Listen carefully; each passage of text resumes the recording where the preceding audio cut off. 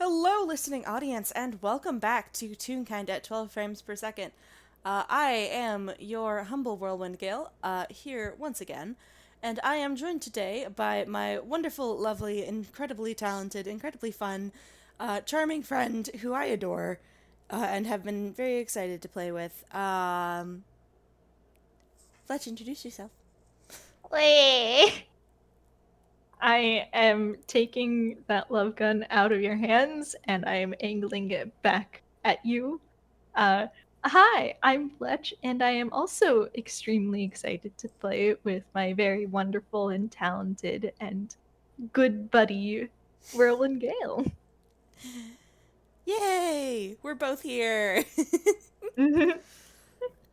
We're both extremely talented and other things that I cannot say on recording, but have been ingrained into my brain all the same.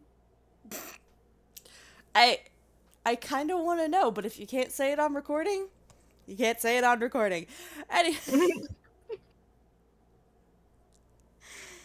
anyway, It's a certain turn of phrase which has become rather popular in recent years. ah, nods, nods. Uh, yeah. So, that with all that, why don't we get the show on the road? Yes. Um, so a lot of things have happened recently. Many things have happened recently. One of which being that the town's murder rate has gone down significantly since a certain detective got sick, but now he is back and recovered from his fever, which means that nobody is safe anymore. I'm sorry. You'd Um, think that having a stellar detective around would lower the rate of murder, and that having him disappear on sick leave would make crime go up. Unfortunately, that's not how plot works. no, it is not. He has a genre, and if the world has to be put on sick leave with him, then so be it. Um, I'm almost tempted to roll survival to see if he encounters a murder on his way to Moria's office. Oh, goodness. It's fine. It's only if it's an out one. And that's a 19. He manages to avoid murder for now. Incredible! Incredible. So, No murder he on the way to work. no murder on the way to work. He can finally go back to the office now that his not so little cold is on the mend. Mm-hmm, mm-hmm. And what does the boy see once he gets to the office? Well, roll perception. Or All right. possibly history? How long has it been Um, since you've been in the office? in indeterminate amount of time because plot and time zones and scheduling all sure are things. Those sure So are conundrums. I'm gonna Schedules. roll both because his history modifier is not the best and it's funny when he fails. Okie Um, dokie. so that's a 14 on history and a 32 on perception. Jesus Christ on a cracker. He is a detective. He sure fucking do be. Yeah, I guess. I fucking guess. Yeah. Um, so. Gods. What the It's fuck? That's a nat 20 on the perception. And a yeah, I 10 on the history. you see why I have to nerf him by giving him 5 strength. Mm-hmm. And that is valid. Sometimes you are a very perceptive individual, but you have noodle arms. Mhm. Um, so, first things first, walking into sort of the entryway to Moria's office, there is a desk there that wasn't there when you started working here. Definitely a relatively new addition. I hate that his first thought is, wow, I didn't get a desk. Um, it's very much like a greeter's desk, like a front desk. Mm-hmm. Um, there is nobody sitting at it at the moment. Mm-hmm. Um, but if he were to go past the entryway, which I assume he does. Probably he is a nosy bitch, and regardless, he is planning on going into the office. Mm-hmm. So in the actual office proper, in sort of the um, workspace area TM, um, there is something new and interesting about the filing cabinets. Namely, they have stickers on them for some reason. For some reason, he's sort of squinting at that because, huh, Moria doesn't strike him as someone who'd use stickers. There are little colored dot stickers next to the labels for each drawer. And also, the labels for the drawers aren't empty anymore. They have little cards on them with writing. What the fuck? Is that allowed? He is going to take a gander at the writing. Okie dokie. It says in surprisingly very, very neat, almost typed looking handwriting. It's basically just dates. Um, with, the top drawer having a label that says active, X month through X month, or X month through Y month, insert year. Mm-hmm. Yellow saying, or no, red is urgent, yellow is,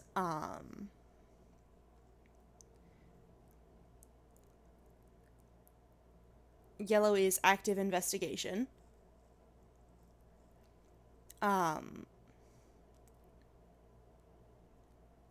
or I forget what all the labels do. I know green was active investigation, black is cold case, blue is solved. I forget what the fuck yellow is. Fair. Hmm.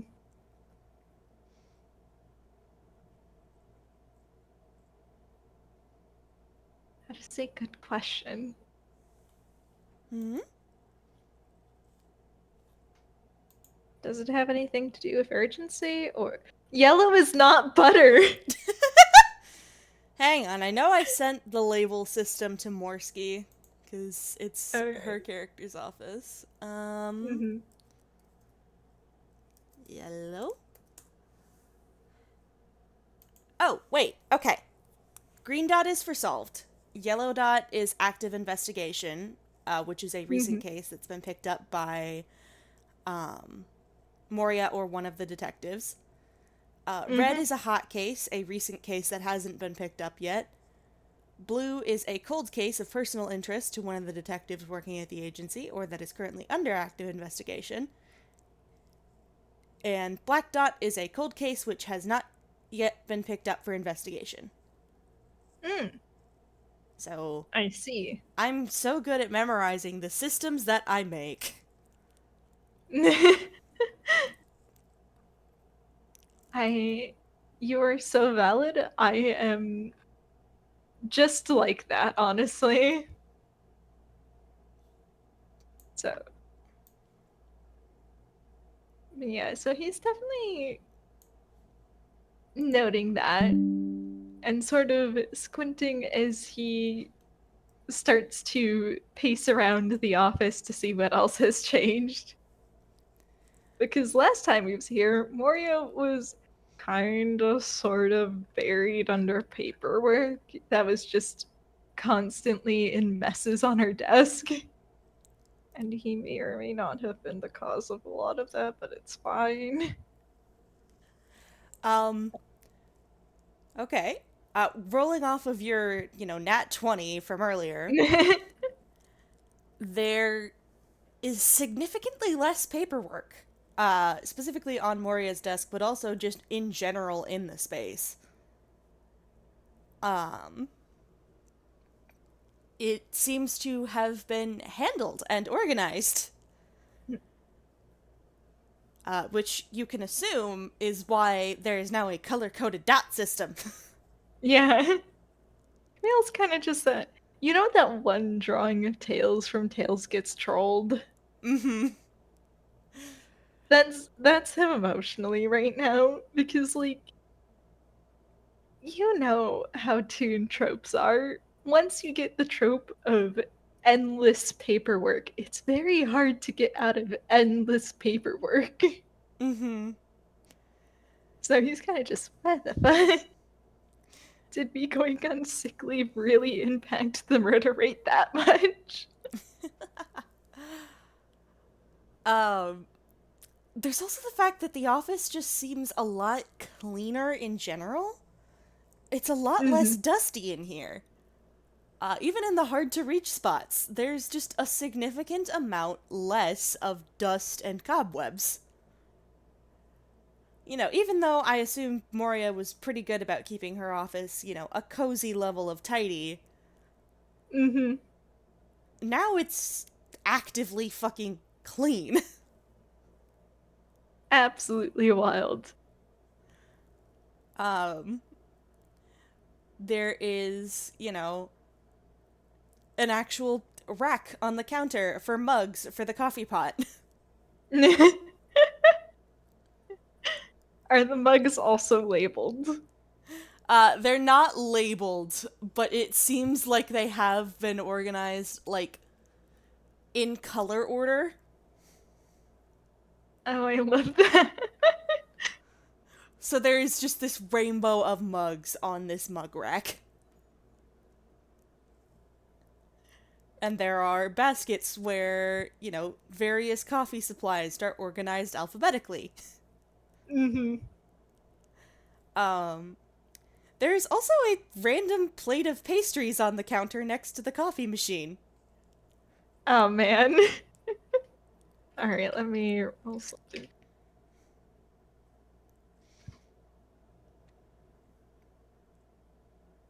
All right, he does. Camille trots on over, uh, looks at the pastries, and then grabs a mug and grabs some of the coffee supplies because it has been some time since he's been allowed to have coffee, and no one is here to stop him. Incredible. Incredible. I love it. And the Oh, this cow boy. goes wild. Listen, he's allowed some. What's it gonna do? Stunt his growth? Can't stunt it much more. Yeah.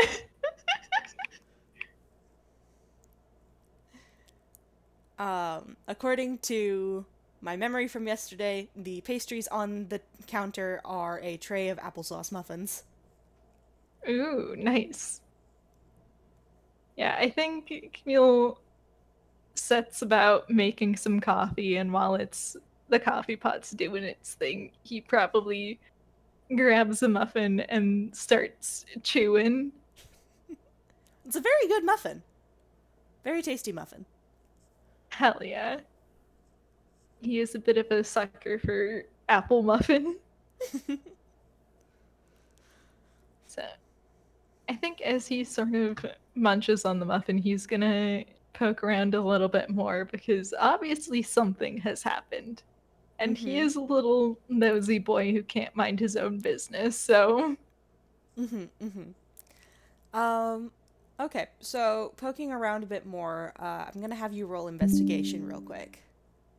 All right, are you ready for another awful modifier whirl? Always give it, That's not. and yet it's somehow still a 13. Yeah, it is an at one though, so if you want him to eat shit, you absolutely can. uh, he's Uh, too let's see. lost in the muffin sauce. Yeah, I think you're looking around, you're investigating, but your brain just keeps getting drawn back to, damn, this is a good muffin. Yeah. This doesn't taste like a store-bought muffin. This is a damn good muffin. It's a really fucking good muffin, guys. This is a damn good muffin. Where did you get this muffin?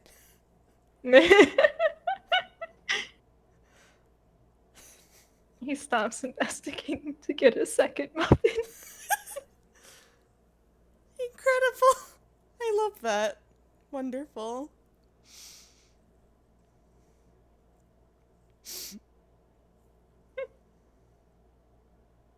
Probably also, like waits for the coffee to finish and pours himself a little mug. Mm-hmm, mm-hmm.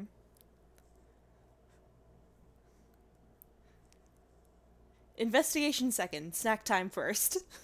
Mm-hmm. Muffin and coffee first. This is the ideal. Mm-hmm.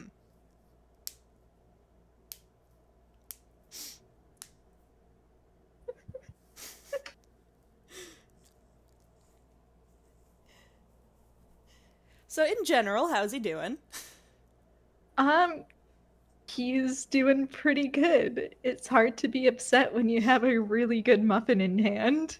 And he Indeed. finally gets to drink coffee again. Um, everyone at home has gotten far too good at thwarting him whenever he wants coffee. Arata gets some decaf.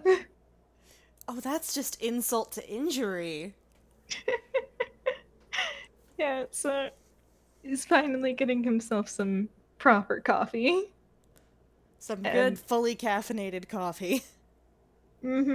he's just vibing. Mm-hmm.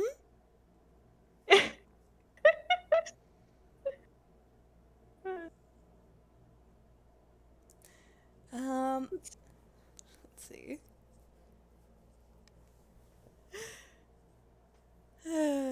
Okay, so going off of your perception from earlier, because perception and investigation are two different things. Mhm. It's sort of at the corner of your attention, but you hear drawers sliding open, and you hear quiet humming from the record room. I think Camille sort of just freezes like a kid caught with his hand in the candy jar. Considering he's enjoying his second muffin and some coffee, I don't think that's very far off. Um, and this, you probably can recognize that it ain't Moria. No, it's a different voice. It's a different voice, it's a different theme. He is going to go somewhere else and probably hide until he finishes his coffee. Actually, that would be something interesting. I forgot that Camille can hear music. Um, Uh-huh. so there's something funky about this whoever they are's theme. It might just be because they're a room away. You can't really tell. But also, their theme is really fucking quiet. Hmm. Interesting. He is going to ponder that from his hiding spot. I'm gonna roll stealth at disadvantage because he is trying to hide with a cup of coffee. Mm-hmm. And coffee has a very distinct smell. Yeah, and it sort of limits your hiding places as well. So that's a 10. I don't think that's gonna beat you's passive. Let me try to remember what use passive is.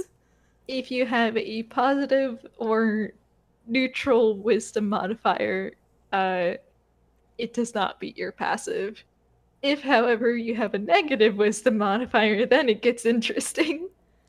Considering you has a plus 10 to insight, I'm pretty sure his wisdom modifier is positive, but let me just Yet, look. I think use level 7, level 8, so Level that 7. would yeah, level 7. That would So, be passive perception yeah. 17. Yep.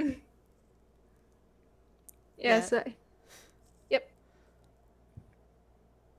So you definitely catches the smell of coffee from the other room. Um, Unseen, probably, because I doubt Camille can see through walls. Yeah. He does kind Yeah. of wrinkle his nose a little bit because, yep, that's coffee. Okay, we're avoiding that and continuing with what we're doing.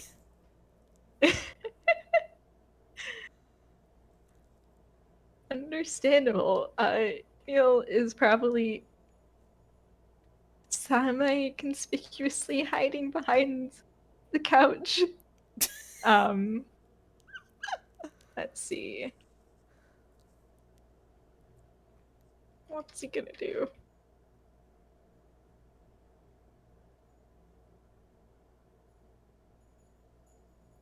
He might try and sort of peek out from behind couch to see if he can catch glimpse.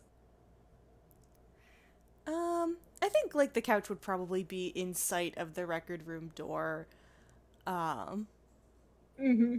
which is open. So you do like see uh this uh maybe a teenager. You're not quite sure. Tezuka looking Toon, opening and closing filing cabinets, carefully organizing and putting away a rather large stack of folders. Yeah. All right. Let's roll history to see if he remembers. I think a 15 is enough to remember that Moria hired someone. Mm-hmm. Yeah, 15's enough to remember. Oh yeah, Moria got a secretary recently. That explains some things. Yeah. That it does. So the dots connect, and he's just, oh, okay. And the hat peeks back behind the couch as he goes to finish his coffee Mm-hmm. and then quietly sets it down where the dirty dishes to go and say hi because he should probably do that. Given that you rolled stealth earlier, I roll a wisdom check, when Camille pops up, just to keep with the running gag of you getting startled by every new person he meets. you you can if you want. I can roll another stealth. Sure, why not? Anything to keep a gag running. I got a 6, so you don't have to roll very high stealth. He's probably gonna wind up getting startled. Yeah, that's a 13. Uh, yeah, I think he's still a little bit quiet as he moves on over because he did just get some coffee when he's very much not supposed to get coffee. And he is a little awkward. Mm-hmm. So he kind of just pokes out from behind the door frame and is just, uh, hello? And there is a very startled yelp, and you jumps about a foot in the air and has to sort of scramble to catch the files that he accidentally fucking yote. Yoked. Oh, sorry. Uh, You're okay. Sorry. That keeps happening. Hi. Hi. And he like looks around and then sees you and says, "Oh, hello." please tell me he looked around eye level first before looking down. Yeah, pretty much. Well, actually, he looked above eye level because he's used to people being taller than him because so many fucking toons that he has met are so fucking tall. Which is funny because AI is a little bit of an outlier in that regards. uh, yeah, so Camille waves when you finally looks down and is just, hey, you're the new secretary, right? Uh, yes, hello. You audience. Pleased to meet you.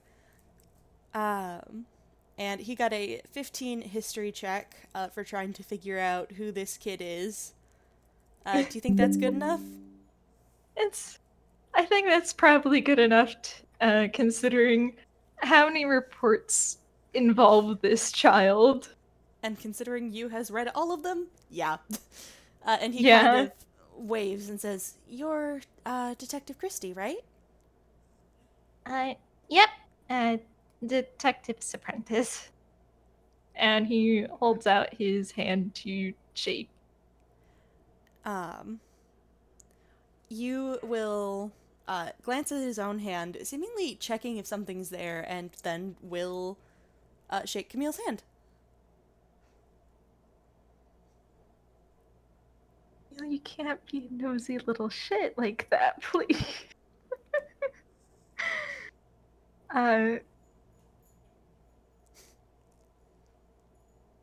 does Camille notice that, or should I roll an insight? You can roll insight. All right. You'll never guess what his insight modifier is. Dear God, yeah, okay. Listen, you've read some Detective Conan at this point. I He is have. he is An a guy insightful little who, bastard. yeah, he sure does fucking pride himself on having so many proficiencies and expertises. Christ on a fucking cracker. Yeah, okay, so with that 25, Camille, you pick up on the fact that one, you was wearing gloves, and two, he was apparently like really quickly checking to see if he had his gloves on before shaking your hand. Yeah, I think Emil sort of squints at that, where he's just, are you worried that there's something on your hand? Uh, you could say something like that. Just a matter of, not wanting to get ink smudge on your hand. Yeah, that's it. And I'm gonna roll deception. I don't remember how good my deception is. Okay, that's Oh an boy. 18. All right. Time for some time to roll funny insight. Oh wait, actually, wait. I'm gonna roll insight. I don't think you stands a chance in this regard. Okay, cool. Jesus. He would have Yeah, only funny. he would have only stood a chance if you rolled like a 5 or lower. So yeah. And even then, he has a funny little feature that lets him treat uh any roll below an a roll of 7 or lower on the d20 as an 8 to determine if someone's lying. Um damn. Okay. I'm so sorry. You're fine. This is great. Definitely lying, but not directly lying. Like, he wasn't exactly being inobvious about the fact that, he was dodging the question a bit. But yeah, no, he's worried about ink smudge. Probably not in the way that one would typically expect, but lying but not lying. Mm-hmm. All right. Uh, I think Neil's just gonna tilt his little head further and look up at you with his big ol' eyes as he's just, well, if you're worried about ink on your hands, why were you handling paper? Oh, well, the paperwork is why I'm worried about ink on my hands. Yes, that's definitely it. Because, ink takes a lot longer. Ink takes a while to dry. And I just finished putting the labels on these. Camille looks over at the stack of papers. Let's guess I would probably be an investigation to see if the ink's dry or not. Either way, it's the same modifier. That's a 15. Um, the ink is at that point of drying where it would definitely be sticky and would smudge if you touched it, but probably wouldn't get on your hands. Especially not if Mm-hmm. you were wearing gloves. Mm-hmm. It looks pretty dry to me, and I mean, if you're wearing gloves and you're worried about ink being on there, If I remember correctly, you does wear like dark black gloves, right? Yeah, he wears black leather gloves. Yeah. and if you're worried about them being on your hands, then wouldn't it be a bit hard to tell if there is, considering that your gloves are black as well? That's a point. I had not considered that. And he does like look at his gloves and kind of frown and say, "School uniform disadvantages."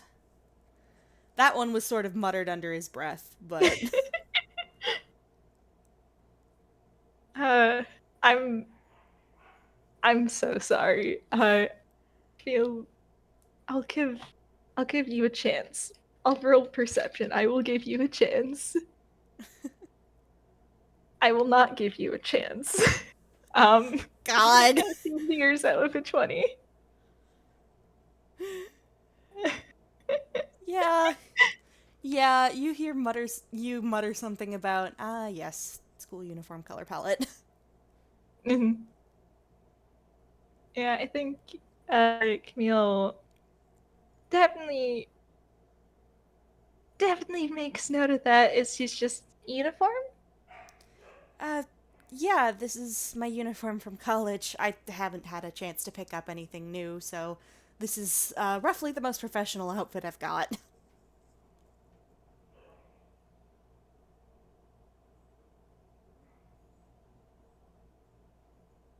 Now, see, part of Camille wants to point out that you've obviously been here for a while, um, considering that everything's gotten organized, and that would certainly take time.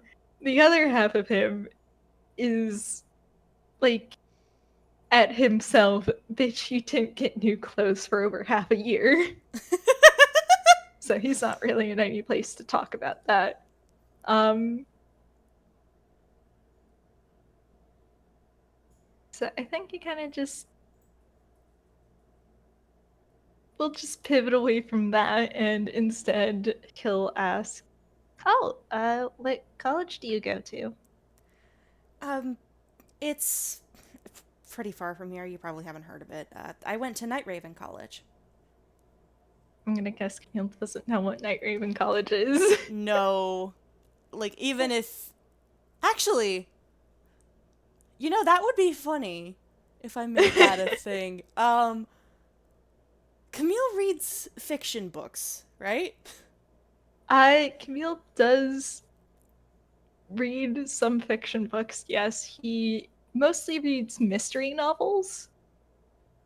Glances at a couple things that have happened at Night Raven College. Yeah, that would still happen. Uh, roll history. It's a high DC, but roll history. I don't have much faith in him, I'm gonna be honest. His history modifier is notoriously ass. I say as he gets 23. The DC was I'm 20. I'm glad that I'm using the bot for this FPS to so that there is certain proof that I am not fudging these rolls. He's just awful. Um, so you probably haven't read them directly, but you recognize the title or the name Night Raven College uh from the title of a sort of older set of occult mystery books Hmm. uh set in a magic college, because it just popped into my head that it would be really funny if Yu's isekai knowledge goes both ways. That is incredibly hilarious, actually. It would be very funny if not only is it possible for people to know for him to know things about people based on what they're based on, it would also mhm. be funny if they could know shit about him. Yeah. uh, Also, yeah, Camille was allowed outside for the first time in weeks, and he has in fact chosen violence, as he does. Um, we're back to the early days of Camille FPSs, where he's just a nosy bastard for no reason. Um, yeah, I think cool. So there's a moment as Camille tries to remember why that sounds so familiar, before he's just, You know, you don't have to make things up if you didn't want me to know. Yu raises an eyebrow and said, I wasn't? Camille squints Here, look. and And you will undo his vest a little bit and hold the side open, showing the icon of Night Raven College embroidered onto the inside of the vest.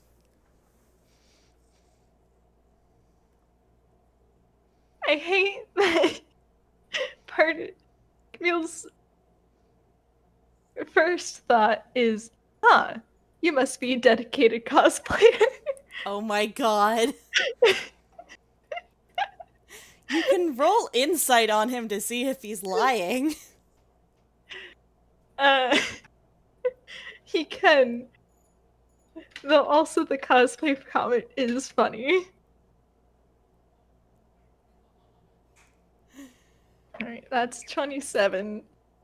Do you want. I think a funny way to spin it is Camille could mutter something about nice cosplay before taking a better look at you. You mostly seems amused and surprised that cosplay is a thing in this world. But yeah, no, he's not lying. Yeah, and He doesn't seem to know what you're talking about by, you don't have to make things up, because as far as he knows, he wasn't. mm-hmm. I think Camille will sort of pause at that as he sort of raises an eyebrow, like, Um, Night Raven College is a fictional college from a book series. Blink. Blink, blink. This is the first I am hearing of this. What? Well, it's not a really popular book series. It's kind of old and a bit more obscure. It's really hard to get your hands on an authentic copy these days. and he will just go into a ramble about, like, um, basically the realm of mystery novel enthusiasts and how this is an obscure mystery novel, so obviously it's pretty much unknown to the entire world except for one extremely dedicated fan base. If I know anything about my subcultures. Yeah.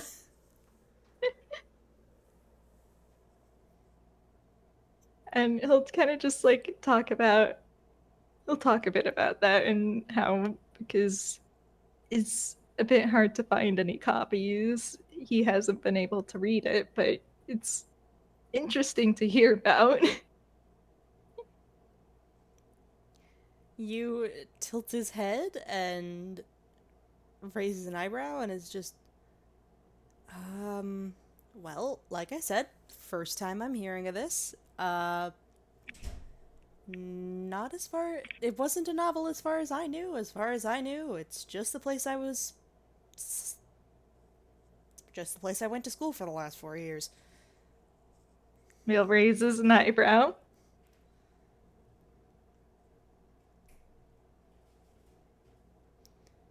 What, you want me to show you my diploma? I think there's probably a bit more to this story than you're telling me.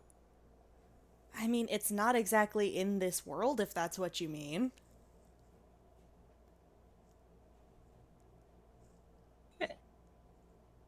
Or at least as far as I know. Wouldn't someone have to know about it to write a book about it? And he his hand comes up to his mouth and he looks away and thinks. Okay, question for the audience. Would a certain bird have ever talked about his adventures in a certain magic book?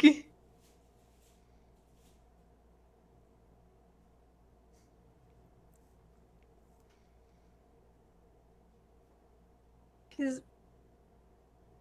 yeah, didn't JB have a adventure with getting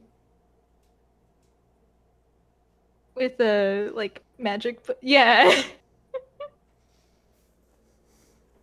Oh, it wasn't in a book.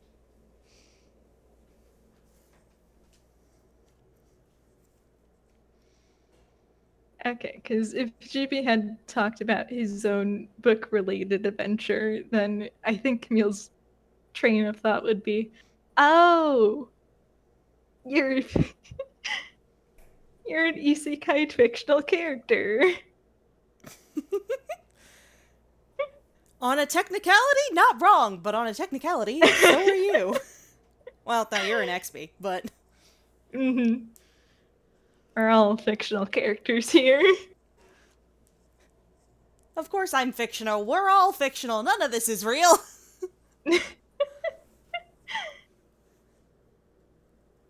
The only thing that's real is the love in your heart to your audience. Incredible.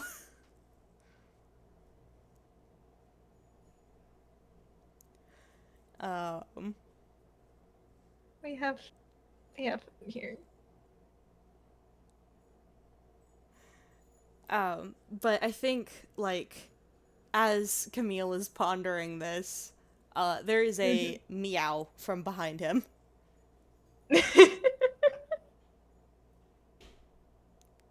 Yeah, don't worry about it, Tom. I think Camille sort of startles at the meow because when did something get behind him? And he's gonna turn and look at the source. And there is a very on fire white ragdoll cat.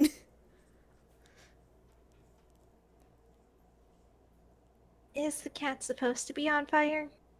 Oh yeah, she's always on fire. Alright, cool. Good to know. Dyer, this is, Detective Christie. Detective Christie, this is Dyer, my... companion. Your, like, emotional support, or... Oh, goodness, no. No, more like my... responsibility to make sure she doesn't do arson, let's be perfectly honest here. And Dyer kind of glares at you and rawr. Very grumpy meow. And fun fact, because you did notice Yu's theme earlier, Dyer's theme is a lot louder than his. He is making mental note of that, and he's probably going to ask Leo about it later because that's weird. Mm-hmm. It's a little weird. Like, to sort of explain more properly, Yu's theme seems to be mostly synths, like mostly synthetic sounds, and is very quiet and blends very well into just the general background music of Moria's office.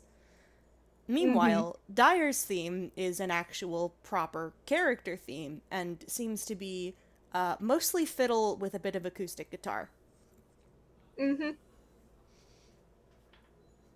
Very interesting. He is making note of that. As he's just, well, it's nice to meet you, Arson and all. Okay. Okay, cool. I wasn't just imagining things. Hmm?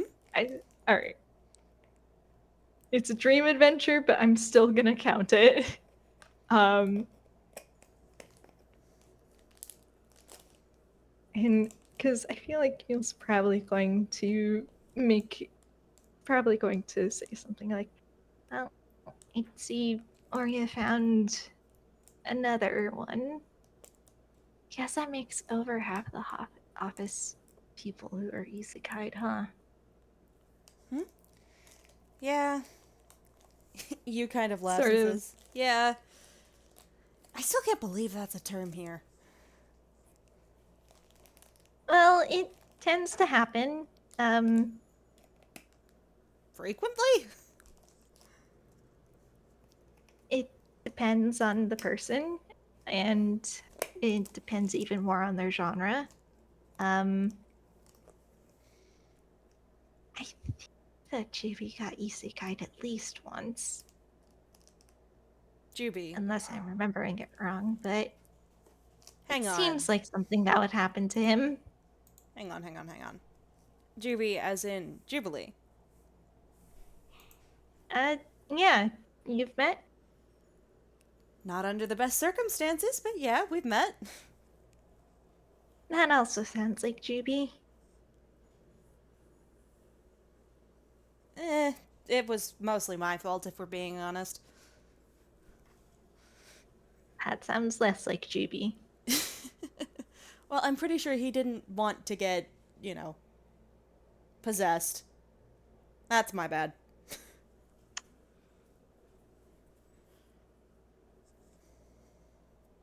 And Neil's just gonna do a little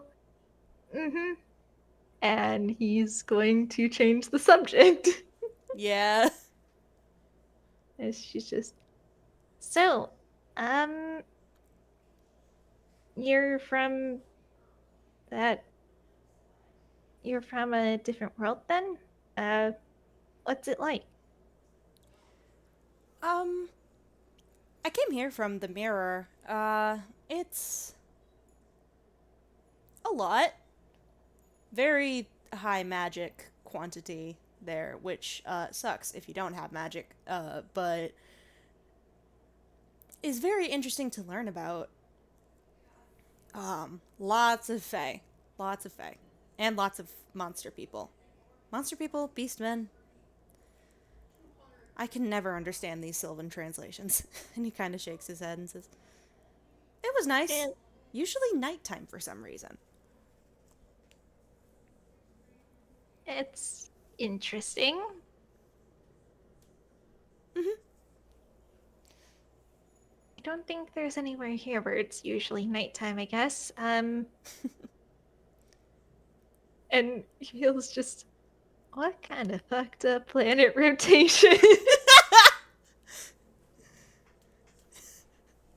I mean, fair. The further north you go, like, you do get very, like, in winter time and such, you do experience a lot of nighttime. But the thing is, in summer, you Yeah, a lot of experience a daylight. lot of daytime. Which Yeah. is why he's just, fucked up. You How the kind fuck does that work, like, planet-wise? And I think you will kind of like pick up on that mental thread and just be like, I have no idea how that worked with like planet rotation, but Do you get like seasons still, or we still got seasons. We still had Halloween, which was weird. I mean, we have Halloween here too, so that's not too strange. Yeah, but this place seems like more similar to home than to the mirror. Well, aside from the magic thing. Magic is still everywhere here, and I still don't get it. To home? Yeah. And he kind of smiles and throws up a peace sign and says, double isekai here. Is home also a fictional world? I severely doubt it, seeing as no one has seemed to have heard of it. Um, I come from the planet Earth. Well, that's just a shitty way to spell dearth. To spell what?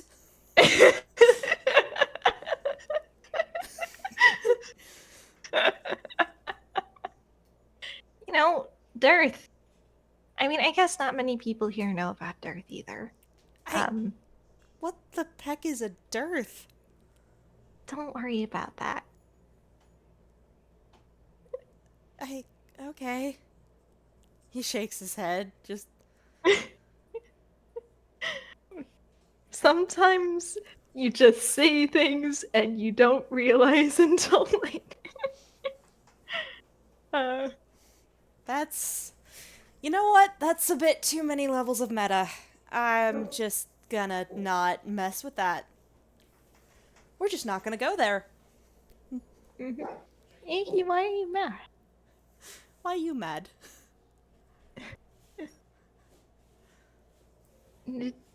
Does that come through on the mic? Only very quietly. Alright. Hi, little man. Okay. I apologize if you can hear my parents talking in the background in the recording. That is fine. I don't think I hear them much on my end, so it's fine. Don't even worry about it. We Gucci. We Gucci. Let's see. Yeah, I think Camille's just. Well, if you really want to get into meta, I think the very act of getting isekai twice, I think that itself is very meta, so it's a bit late to back out now. Fuck, you're right. And you just face palms. Camille just shrugs. Oh, we mad. We angry. Iggy, come here. Angie puppy. Angry puppy. Come here. Grumpy boy. Hi. Come here, grumpy boy. Come here. Iggy, sit. Good boy.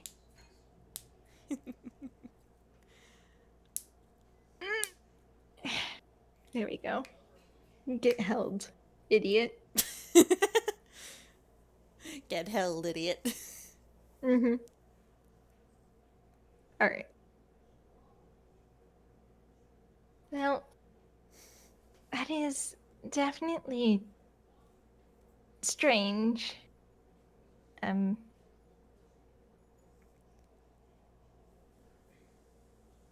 telling me. Guess there goes that theory. And he just mumbles that to himself. That gets a bit of a raised eyebrow. Well, it wouldn't be the strangest thing if a fictional character in a book decided to not be a fictional character in a book one day, especially in Inkwell.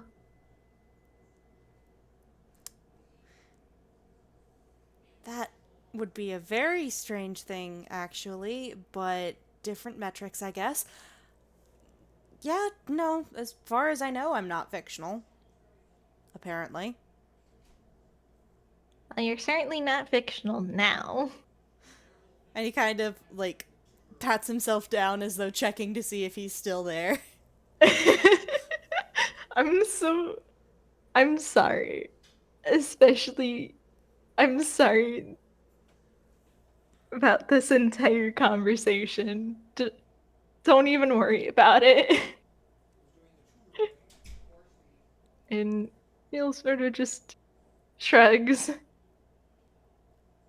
He's just, eh, weird things tend to happen in Ankril, so I guess you just gotta roll with it. Well, I'm decent at that at least. Now, of course, you could also always have. I'm, I can always ask if that series of books did have an Ethan here, but I guess that's for later.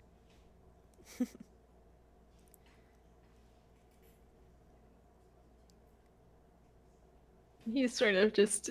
He's doing a think. Mm-hmm. He is a detective.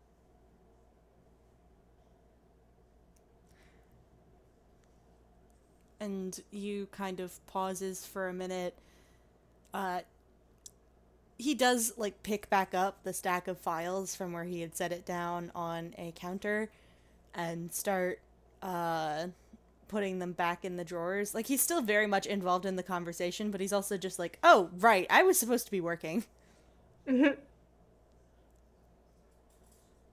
Yeah, and I think Camille's probably following behind on his little legs.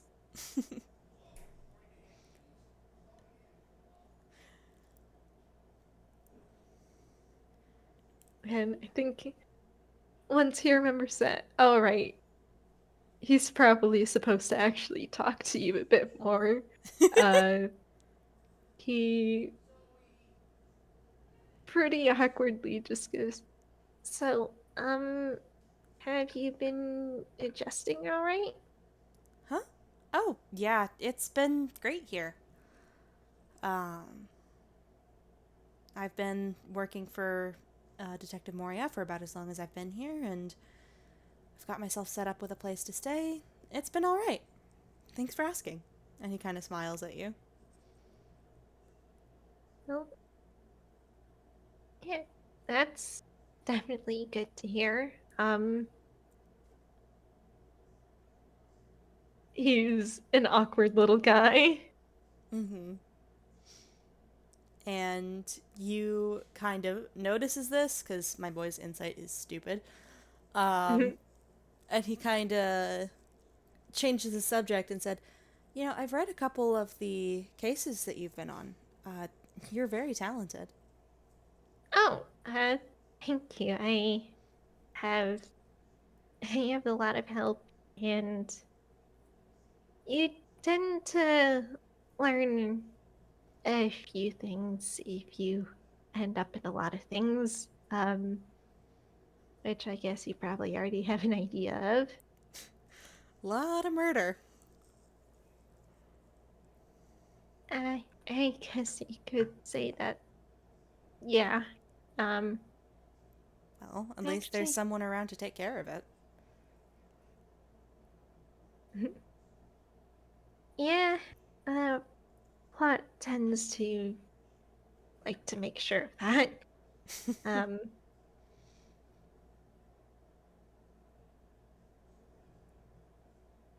Though it seems like Fieldstown has had a lot more detectives recently.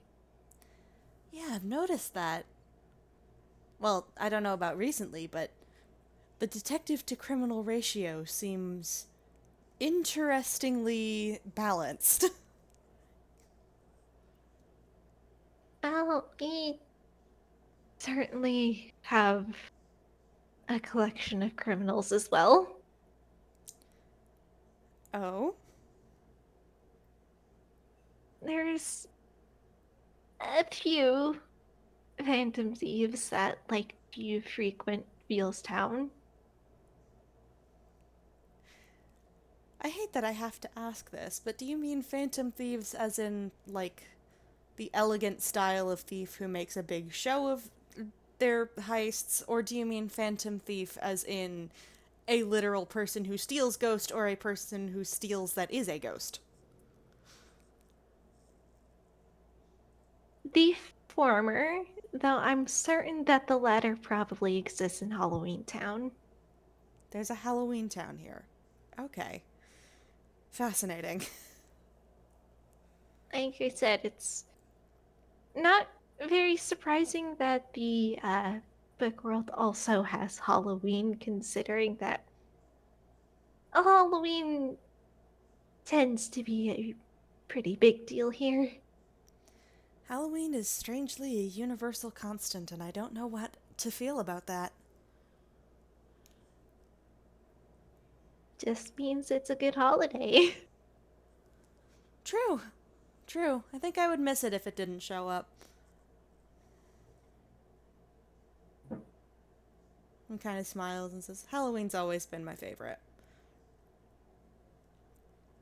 Do you have a favorite holiday? Um, He pauses. And let's see. I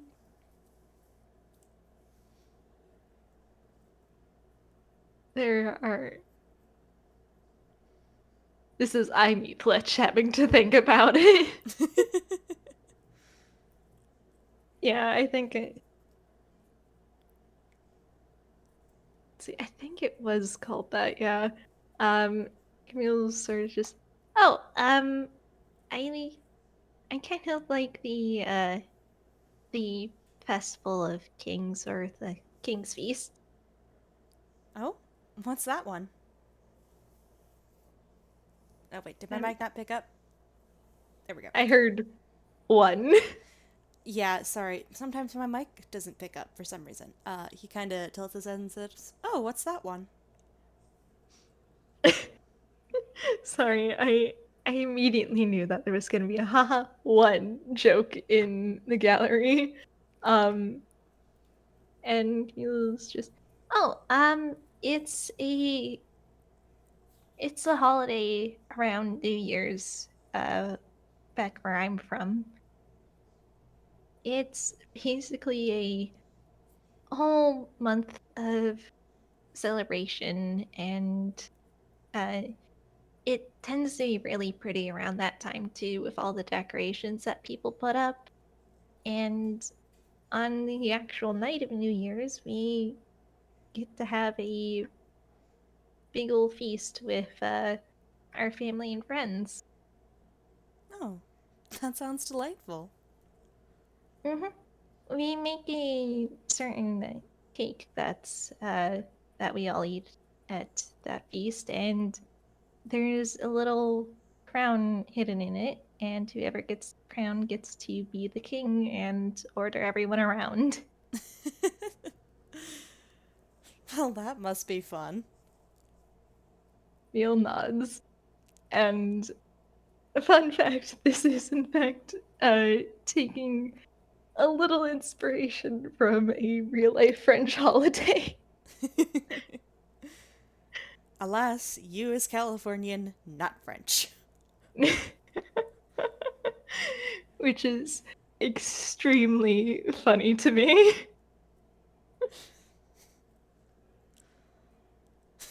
So yeah, we'll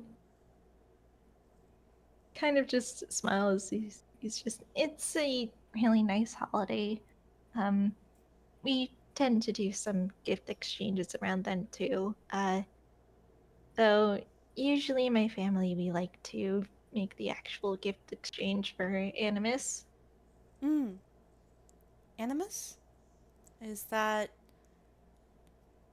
He kind of pauses, and you can kind of see him sounding out the word in his head. And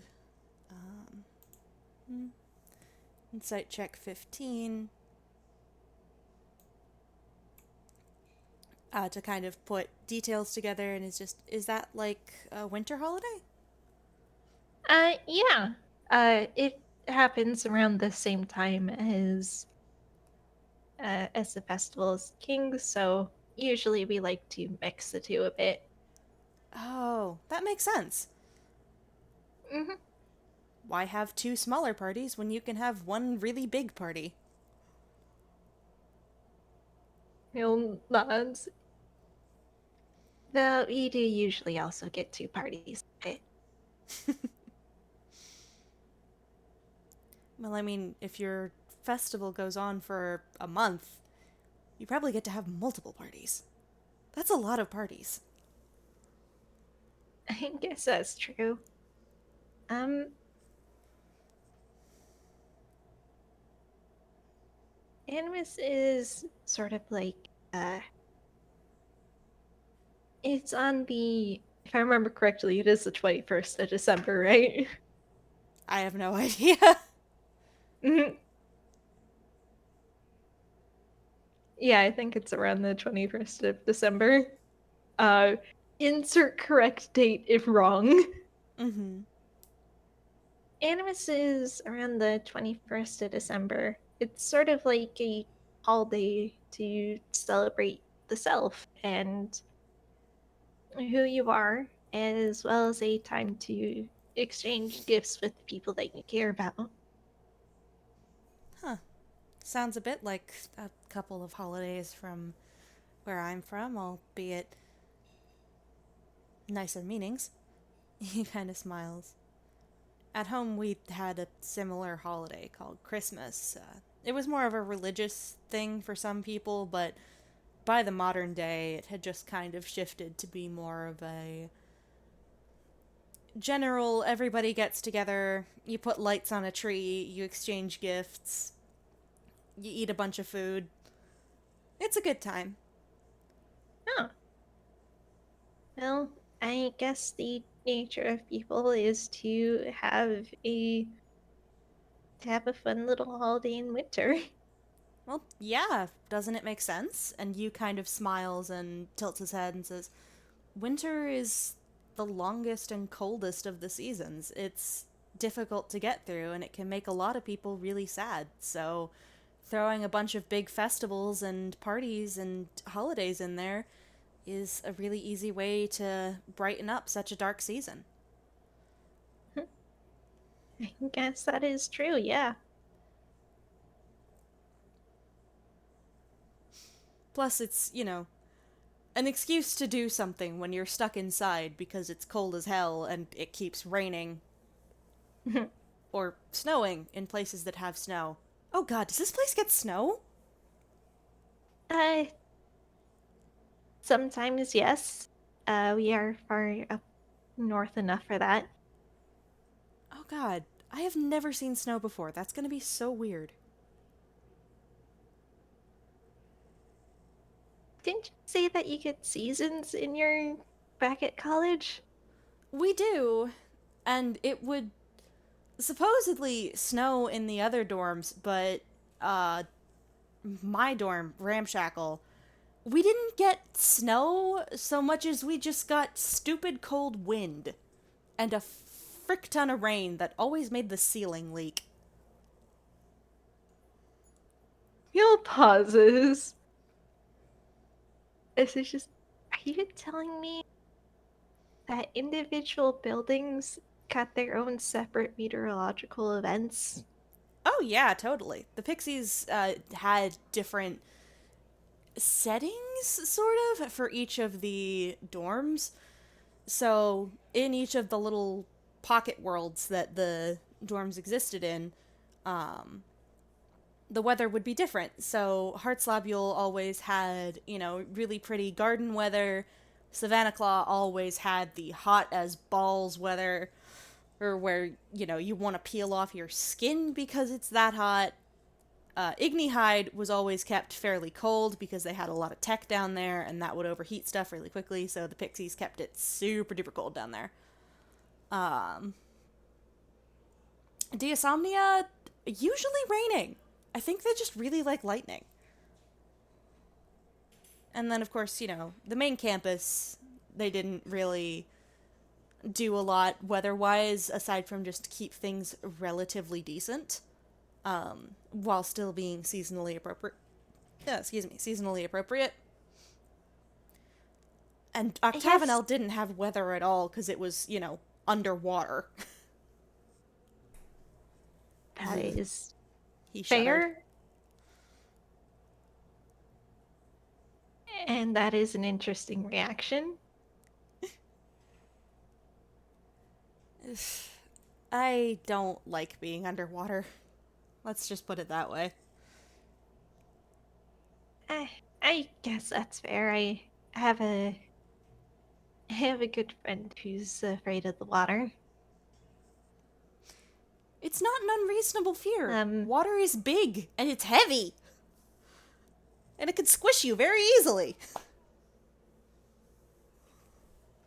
Well, I guess if you're deep enough. If you're deep enough that you can build a building in it, it's probably really heavy.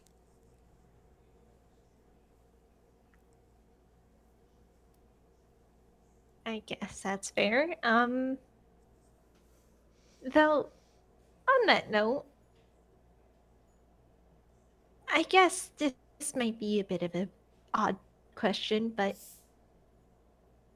in your 4 years at college, did you ever leave campus? Yeah, a couple times. He kind of scratches the back of his neck and said, oh god, there was summer camp, in the summers in between. That one was interesting, both times it happened. Really made me want to punch our PE teacher. Nutcase that man is. And I don't remember if we left campus for Beanfest, but I know Beanfest goes on outside of campus. All right. So, in that case,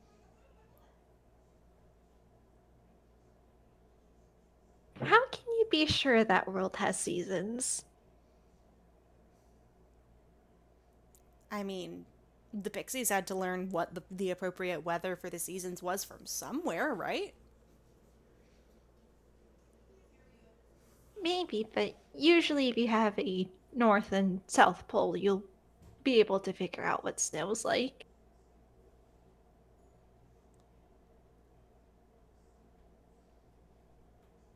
He kind of frowns and tilts his head and says, well, I mean, I assume there was seasons in the other worlds. Oh, yeah, there are definitely seasons in the other realms. Harveston. Harveston had snow.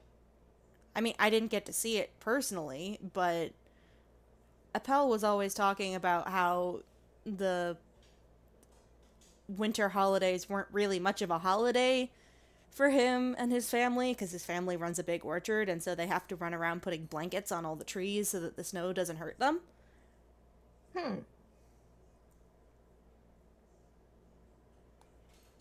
And when you say other realms, is it like on the same planetary body, or?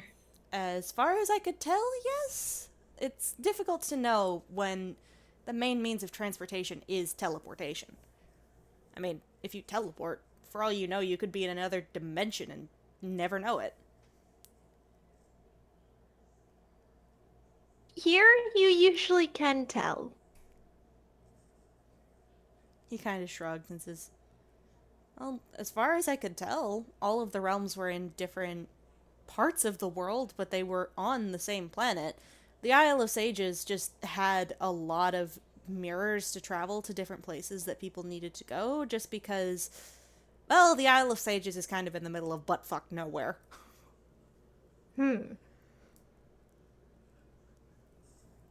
Camille's doing a thing because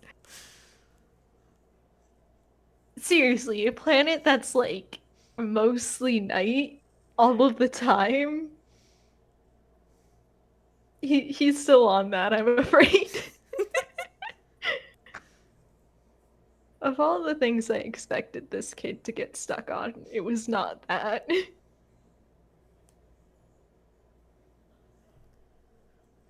And he's definitely back to thinking as he's just, I guess, did you ever like study geography or like Uh, see a map or well, maps tended to be pretty fragmentary. You know, you could get a map of the Shaftlands or of Briar Valley or of Atlantica, but you couldn't really put them all together? Or at the very least, no one had. It seemed like the world was really big. He kind of frowns and tilts his head and says, I know the Isle of the Sages was supposedly out in the middle of a massive ocean. Uh, so far from everything around it that it was almost impossible to reach without magic before the headmaster started doing his thing with the mirrors and whatnot. Weird. Yeah, it is really weird. Yeah. I mean, I guess I keep forgetting that it probably doesn't follow the same rules. It's a book. It doesn't need to follow rules. It's fine. You kind of laughs and then tilts his head and says, You know what's funny though? Instead of a day night cycle, we had sort of a. You could tell when it was day or night because the stars would be out or not. huh. Because you always had the moon was always there, and then sometimes the stars would be there, and sometimes the stars wouldn't be there. And no one could tell me why. I asked so many people, and everyone was just like, What do you mean? That's always how stars work. And I had to inform them that no, it decidedly is not. Stars don't just disappear like that. But apparently they did. Mirror rules are weird. That is very strange. I think I'm simply just not going to question this. Yeah, probably better for your sanity. It was certainly better for mine. I just have to remember that it's a book. It's a book. Doesn't need to follow physics. It's fine. Physics are for chumps.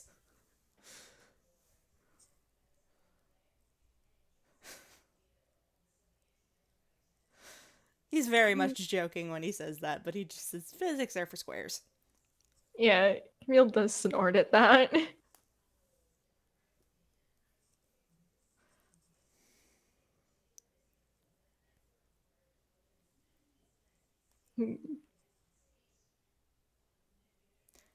Camille, roll perception real quick. Alright.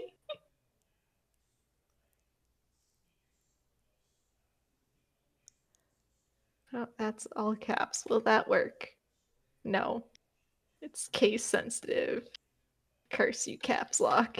God damn it, caps lock. Okay, 26.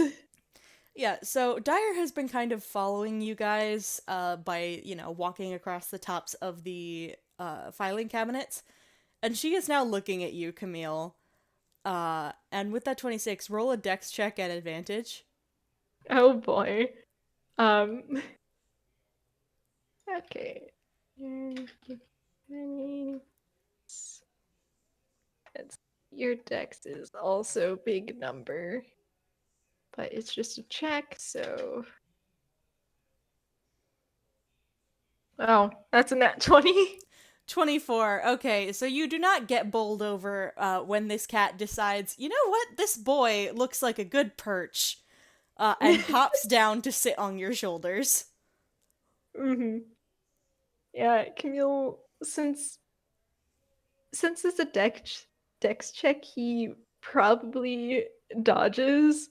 Um, if he is hit regardless, I will request an athletics check for the funnies. Go for it.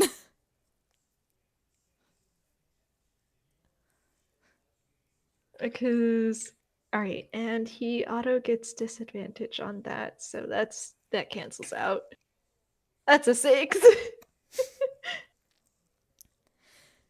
Yeah, so you see this cat wind up to sort of hop down and jump on you. Uh I think like with the nat 20 on the dex check, you do like dexterity well enough to, you know, not panic, Yeah. but you do definitely stumble a bit as this cat decides, yes, your shoulders are going to make a great place to sit. Yeah, he is 2'8" and 10 pounds.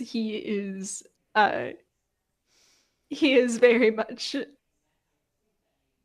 he is very much weighed down by this kitty.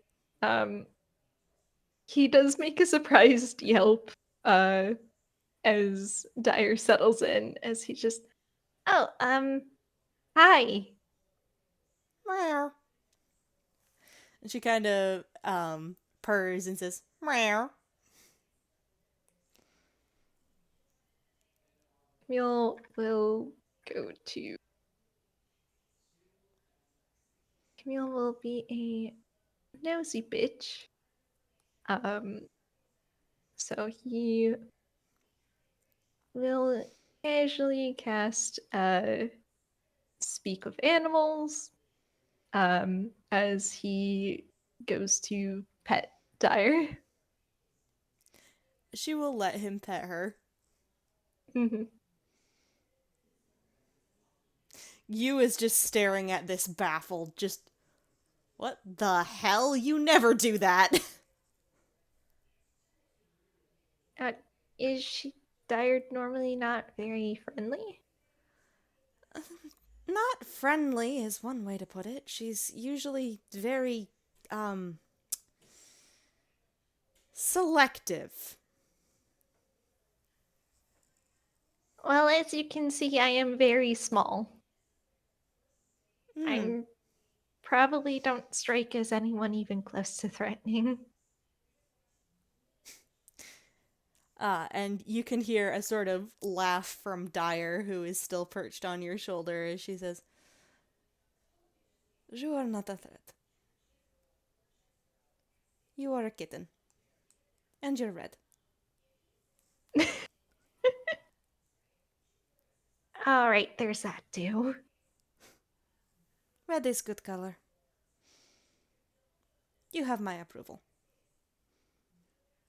I'm glad. Thank you. And he will keep patting Dyer. Funny note, despite the fact that she is like mostly fire by volume, it doesn't burn you. It's just a warm tickle. That is very good. He is very grateful to not have his face burnt as he pets the kitty. Mm-hmm. Let's see.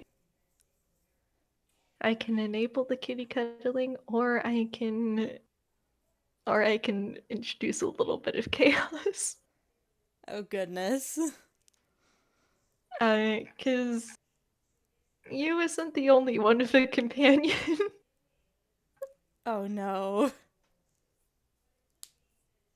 So I think as Camille sort of just pats Dyer, you can see a black shadowy beak peek out from under Camille's hat, and then it's joined by another black shadowy beak, and then two eyes in total as two little crow heads peek out from under his hat and squint down at Camille. Dyer is looking at those like, ah, we have company. And And you just raises an eyebrow of, you've got away with animals, huh? Um, you could say that. I mean, and he looks up at Spades, who is starting to give Dyer the stink eye because how dare you be pet and not me? Um, and he goes to pat the two little crow heads as he's just, Spades is a bit of a special case.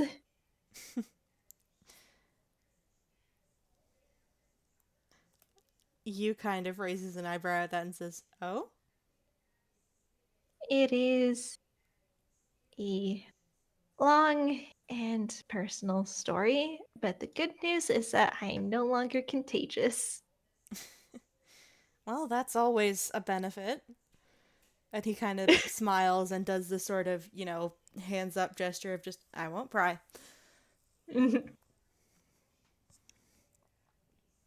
understandable. He does appreciate that. And then he'll kind of just shrug as he's just, I think Dyer likes me though because I I probably still smell like cat. Tend to spend a lot of time in that form, so In that form? Wait, can you shapeshift? I yeah, I'm a druid. Druid. Oh, those are those ones that can, like, change into animals just for fun, right? That is one way to put it, but yes. uh, and for mental image's sake, Camille is managing to pat both of Spade's heads with one hand and is still patting Dyer with his other hand. Dyer is very pleased with this. Mhm. She is enjoying the attention. He has to give attention to all three of them. It's fine. And you just blinks and is just, man, I will never be used to magic. That is such a wild concept. Didn't you say that your college was magic heavy? It is, but that doesn't mean I understand half of what was going on. Also, most of the people there were wizards. Guess wizards do go to magic school. Mm-hmm. He kind Would of be the shakes his type. he kind of shakes his head and sighs and says, "I have been around magic for the past 4 years. I still don't get it. The I stuff you guess that's guys do so casually just baffles me." I mean, for a while I didn't have magic. And there's a lot of people in this world who don't. Uh, though, then again, I guess, you know, tune magic and all that. He gives a little vague hand wave and then immediately has to go back to petting Spades. And you kind of laughs and says, "All right, hang on." And he switches over to Infernal in language, and I don't know if Camille speaks Infernal, but what he is saying to Dyer is effectively, "All right, my lady, stop being an attention hog. Come here." And Camille can hear the response from Dyer, where she's just like, "No, I like my current perch." To which you will respond, "I know you do. Unfortunately, he already has a friend who wants his attention, and I believe they get seniority." "Humph. I assure you, I am much older than they are. Seniority is in they've been there longer, milady."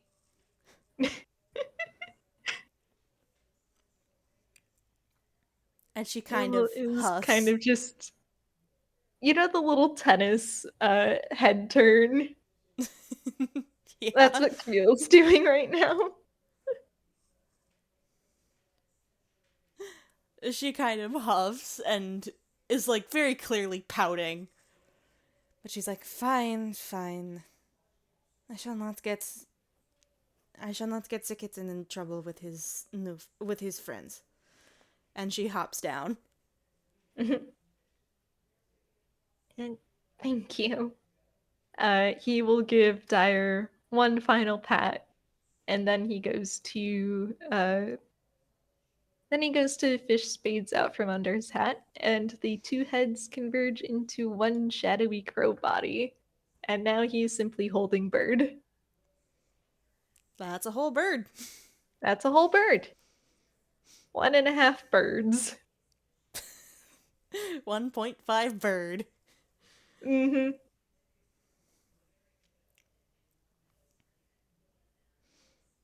And you kind of smiles and picks up Dyer, and she hops up onto his shoulder. You get the impression that she very much likes riding around on people's shoulders.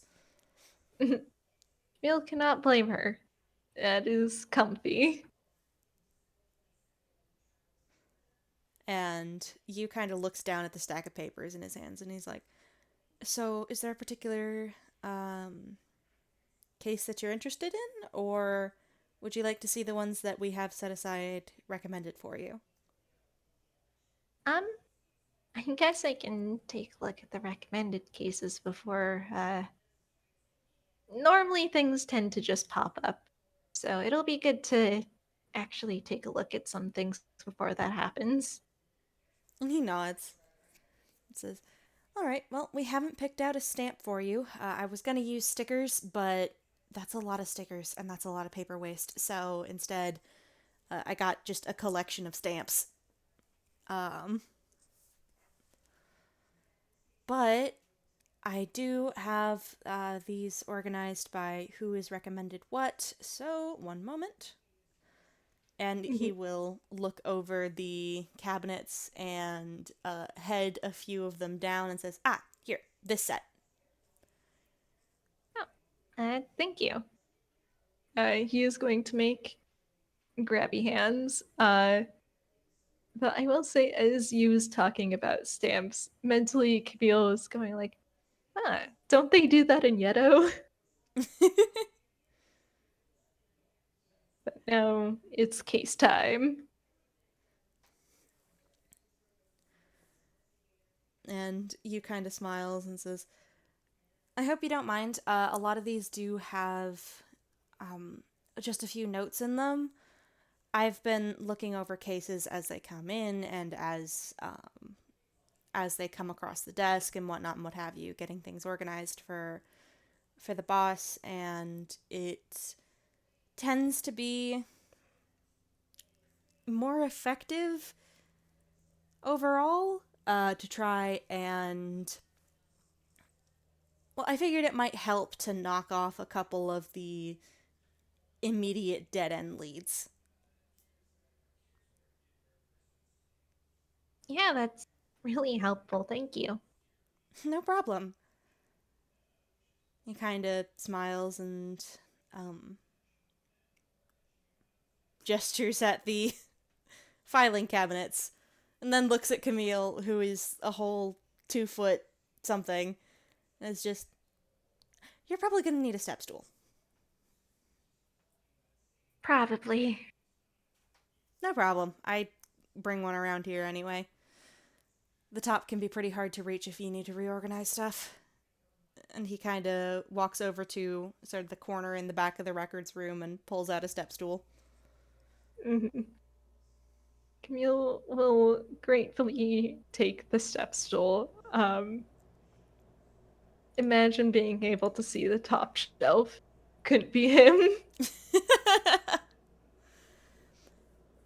And Yeah. as Camille is going through like the filing cabinets, you will tilt his head and say, so how did you get into being a detective? Oh, well, I read a lot of mystery novels and it always interested me, and well, I sort of found my genre pretty fast.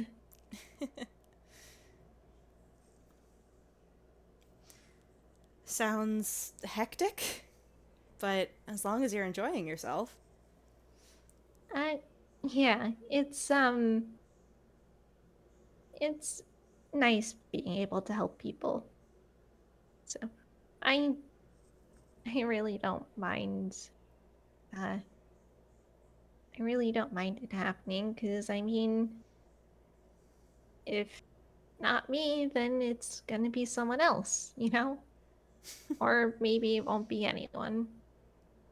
And that would be really bad, because then no one would ever get justice. I get that. Camille nods. It's really nice of you to do that, though. Even if it's, your job and your genre? I don't know how that works, but it takes a nice person to actively want to help people. Well, I'm glad you think so. Thank you. He smiles. Camille smiles back. And you will kind of stretch his hands over his head and say, well, I should probably go check Moria's desk to see if any of that spontaneously generating stack of paperwork has popped back up. Let me know if you need... Oh, go I ahead. had to guess. Probably already has. Yep. Whenever you look away, or if it's off screen, it's gonna be there. It is spontaneously generating and ever growing taller. This thing is my fucking Hydra. It doesn't Camille matter how snorts. many heads I cut off, they keep coming back. That is unfortunately the way it goes. Once you get that as a gag, it's really, really hard to make it go away. Well, that's my job, to help get rid of it at least a little bit. And he kind of smiles and says, but if you need any help with the filing system, let me know. I am happy to either find something for you, or if you'd prefer to find it yourself, I can just pull up a map. You made a map? Well, digital map, but yes. Mm. I can just give you one of the hollow screens from my mirror, and it should work. Huh. Interesting.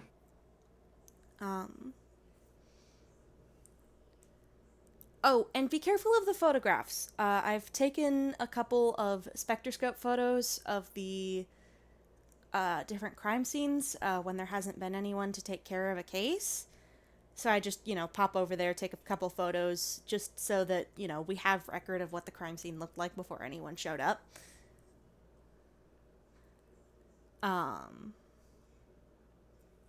Whenever they get called in. So, be careful of those, because they do have a little bit of magic, but they shouldn't be anything too bad. It's just an illusion. So if you accidentally, tap one and get sucked into it, just take a step backwards and you will be out of it. Oh, that kind of magic, huh? Mm-hmm.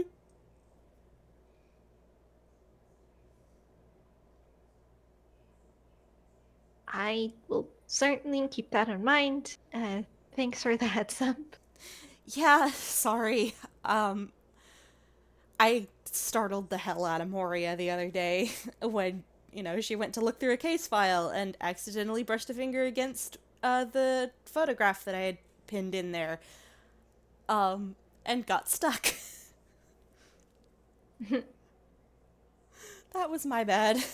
He kind of shakes his head and says, but that's just the key to get out of it, is just take a step back and you should wind up back where you started. All right. I'll keep that in mind. And you will give him a little two-finger salute, and then head out of the records room. And I think as he leaves, Camille's gonna go, was really nice meeting you. Oh, nice meeting you too. See you around. Mm-hmm. We are coworkers. That certainly is a thing. Oh, and he kind of pauses and says, "Oh, welcome back, by the way." Thanks.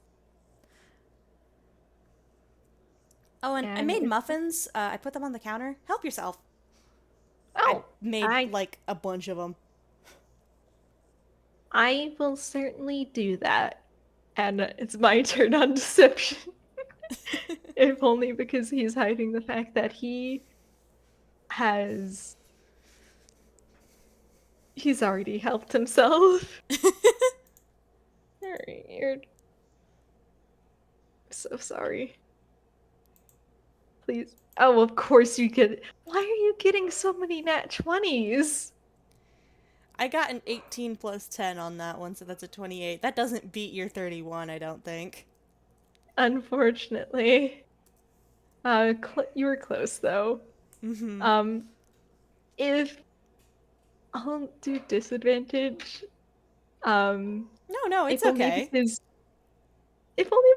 you can literally look out the door and see that there's two missing muffins. There we go.